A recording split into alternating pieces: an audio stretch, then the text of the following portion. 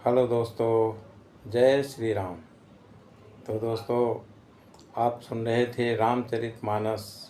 और रामचरितमानस में गुरुदेव की आज्ञा लेके जनकपुर देखने के लिए राम जी अपने भाई के साथ जाते हैं।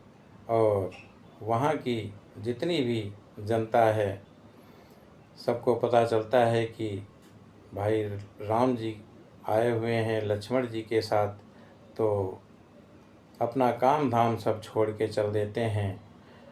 और अटारियों पे वहाँ की औरतें खड़ी हैं ऊपर से देखने के लिए, और आपस में क्या बातें करती हैं।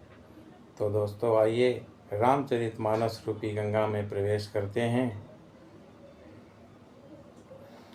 को कहे भूपति पहिचाने, मुनि समेत सादर सन्माने। सखी परंतु पनुराउ न तजई, विधि बस हटी अविवेकई भजई।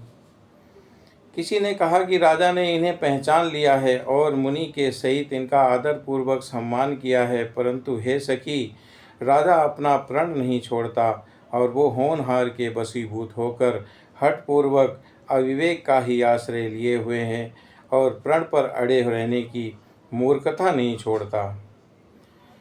को कहे जो भले अहि विधाता, सब कहु सुनिय उचित फलदाता।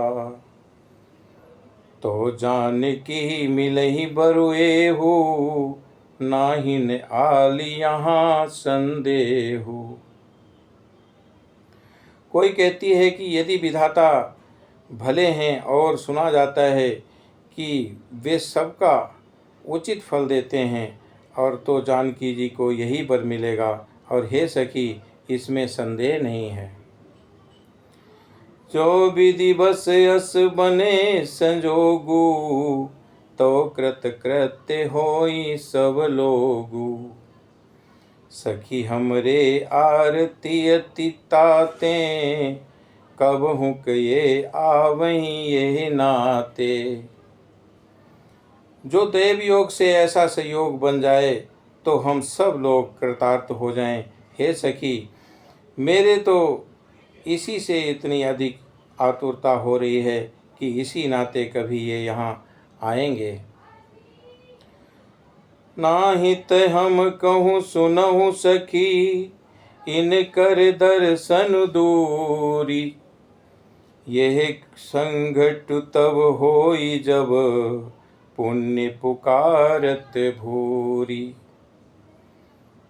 नहीं तो विवाह न हुआ तो हे सखी सुनो, हमको इनके दर्शन दुर्लभ हैं, और ये संयोग तभी हो सकता है जब हमारे पूर्व जन्म के बहुत पुण्य हों।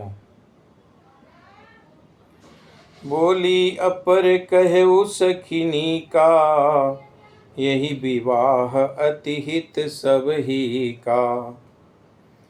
को कह शंकर चाप कठोरा, ये श्यामल मृदुगात किशोरा।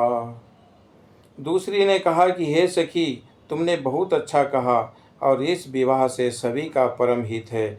और किसी ने कहा शंकर जी का धनुष कठोर है, और ये सामले राजकुमार कोमल शरीर वाले बालक हैं। सपुअस मंजस अहि सयानी, यह सुनी अपर कहई मृदुबानी। सखीन कहो को अस कहाई, बड़ प्रभाव देखत लगुआई। हे सयानी, सब असमंजस ही है। और ये सुनकर दूसरी सखी कोमल वाणी से कहने लगी कि हे सखी, इनके संबंध में कोई कोई ऐसा कहते हैं कि ये देखने में तो छोटे हैं, पर इनका प्रभाव बहुत बड़ा है।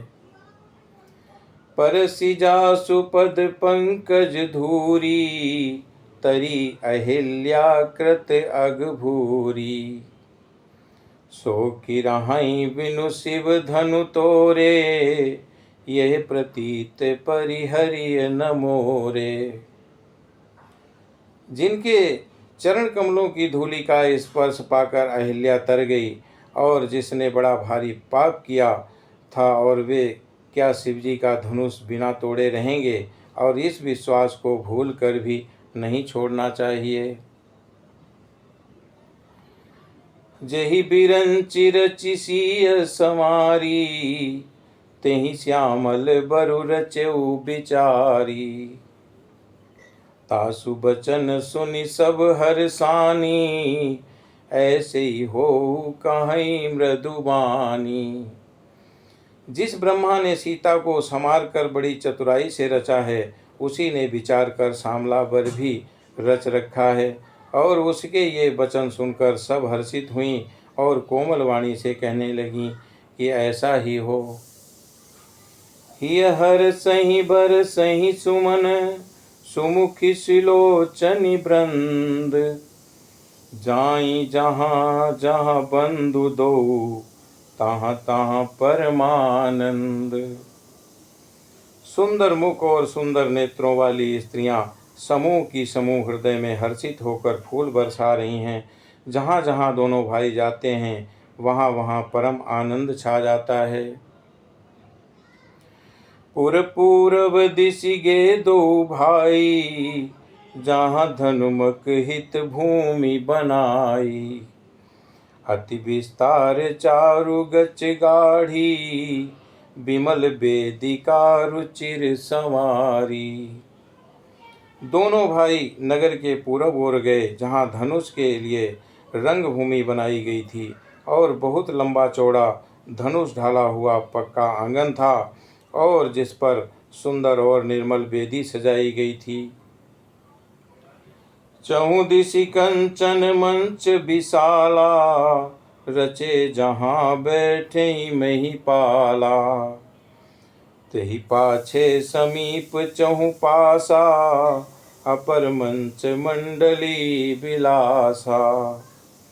चारों ओर सोने के बड़े बड़े मंच बने थे, और जिन पर राजा लोग बैठेंगे, और उनके पीछे समीप ही चारों ओर दूसरे मचानों का मंडलाकार घेरा सुशोभित था।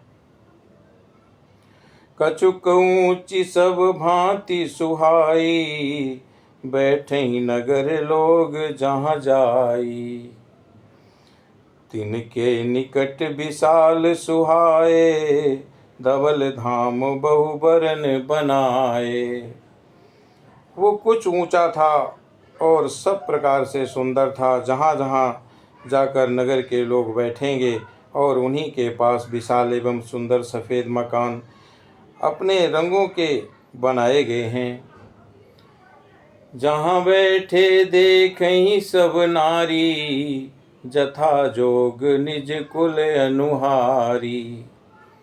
पुर बालक कही कही मृदु बचना, सादर प्रभु ही देखा वही रचना। जहाँ अपने अपने कुल के अनुसार सब स्त्रियां यथा योग्य जिसको जहाँ बैठना उचित है बैठकर देखेंगी, और नगर के बालक कोमल वचन कहकर आदरपूर्वक प्रभु रामचंद्र जी को यज्ञशाला की रचना दिखला रहे हैं। सब शिशु यही मिसि प्रेम बस, परसी मनोहर गात। तन पुल कहीं अति हर सुहिय, देखी देखी दो भ्रात। सब बालक इसी बहाने प्रेम के बस होकर रामचंद्र जी के मनोहर अंगों को छूकर शरीर से पुलकित हो रहे हैं, और दोनों भाइयों को देख देख कर उनके हृदय में अत्यंत हर्ष हो रहा है। तो दोस्तों, आज की कथा को यहीं पर विश्राम देते हैं, और इससे आगे की कथा अगले भाग में सुन लीजिएगा। जय श्री राम।